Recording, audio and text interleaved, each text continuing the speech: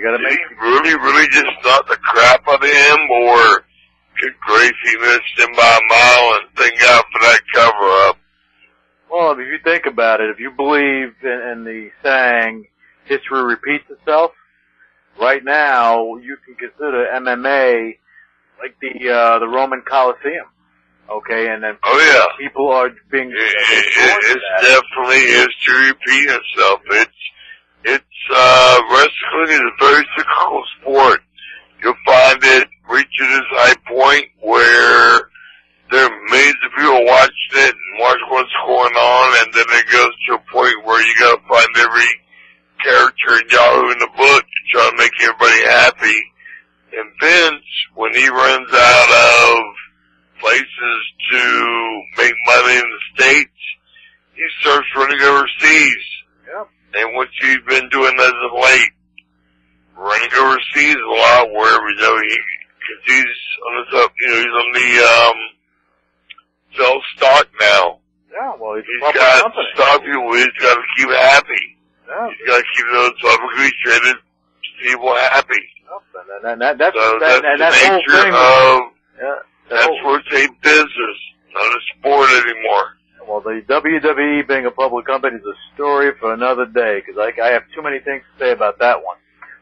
But, it'll still be around, and I still appreciate it, because if it wasn't for WWE still being out there, people's interest in wrestling would not be as nationally known as it is, and I don't say anything bitter about it. I don't feel bitter about it. I applaud every person that's there because they belong there, but no, it's not for me. If they offer me a deal right now, come wrestle with them, I'd actually say no, because I'm not a character. I'm a wrestler. Right. And if that's what you want, that's what you're going to get. Right. If TNA called and said, Scott, we want you to wrestle for us, I'd actually give them a second or third, fourth. I'd be sweating bullets over, do I want to go to work for those guys with Jeff Jarrett, Dixie Carter, and those cats, or do I not want to? Because they actually still put wrestling first. I hate that trick in the ring, but I still love the fact that those guys still put wrestling first, because they know that that's what's up. Yeah, well, they know what they're doing. Jeff Jarrett, he's been doing it for some time. His father was doing it. He was doing it. It's not like he's a stranger to promoting shows or promoting a wrestling. Oh, exactly. Exactly. He's an artist. And just to touch on the WWE, let me tell you something. Vince McMahon, Linda, all of them, they did a great job with the WWE. They gave a lot of opportunities to a lot of people. So yeah, they're not doing anything big. They're doing what they're doing. They're still doing guys a great job. They're preparing guys for, whether they know it or not, they're preparing people to do stuff after wrestling, which is good to a point, but the way they're using guys up beforehand is the sad part about it. They've always been that way. They've always been, ever since they started gobbling up the territories, it was about, okay, you have to wrestle, this is what you're going to do, and when we're done with you, this is it, because this is a business. And as long as you look at it that way, yes, you understand their point. And I never slighted them for that, because it is a business to them. But as far as wrestling itself, if you want to get, to the core wrestling. Well, when I first got into it, I was telling a friend of mine the other day, I was telling her, like, doing it. Sign my deal. I was number 46 or 47 that signed the contract. And when I finished in the year 2000 with WCW, there was like 188 people under contract, from Nitro girls to referees to ring announcers to people who got signed under a deal and never wrestled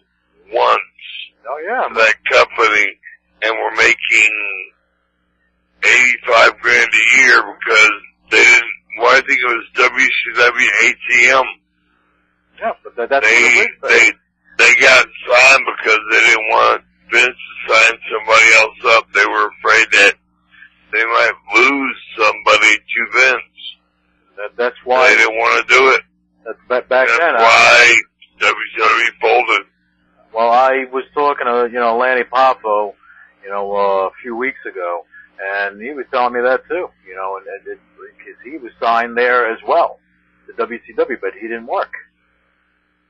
Yeah. He was as talented as anybody had. Yeah, he still wrestles. They never used him. Yeah, but he still wrestles right now in the indie circuit. He's been traveling to Canada and so on and so forth. He's a sweetheart of a guy.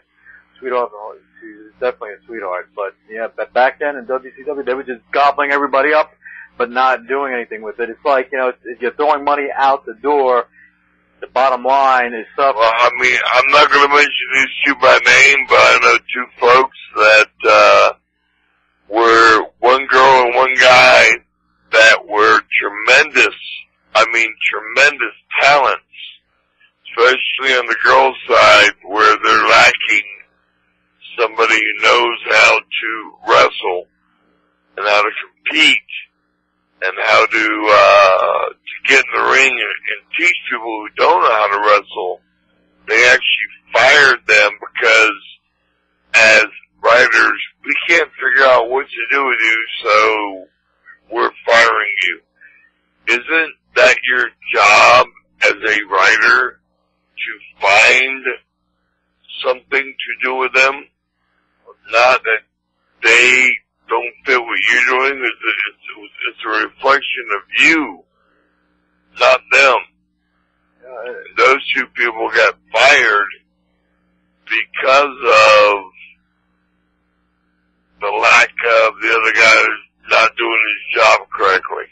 Well, the funny thing that's what's sad about it. Yeah, but the funny thing is, you look back to the old NWA, AWA, USWA, where you had the Von Erichs, you had storylines. You had true storylines that people adhered to, the Full Horseman, this, that, the other thing, and they followed it. You have people believed in. Yes. Whether or not that they had their doubts, they still believed it. Right now in the locker room, do you have any kayfabe? No, there's none of that. All the information's all over. They're trying to, but if you look at nowadays, back then you had a newspaper that you scoured to find out the results, or you got a magazine that was 3 months old that gave results that happened in something months earlier, or you got the show to find out what happened during the week. Once a week to find out, whether the good guy won or the bad guy won or who kept their belt. But the very next night you're finding out on pay-per-views, or 5 minutes after the pay-per-views off, the internet's out there is telling you who won and who lost and who argued and who didn't argue and all that kind of gaga that goes on, all the politics is like, good grief. Yeah, it's a lot of craziness. I think that it's a different world we do live in. No doubt. And technology. Yeah.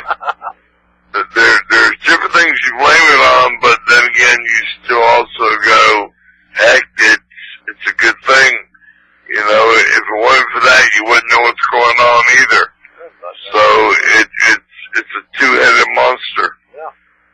I know that you have some stuff to do. I just want to ask you a couple of things that I'm sure people are interested in. Do you have any intentions on jumping into the Hollywood scene at all?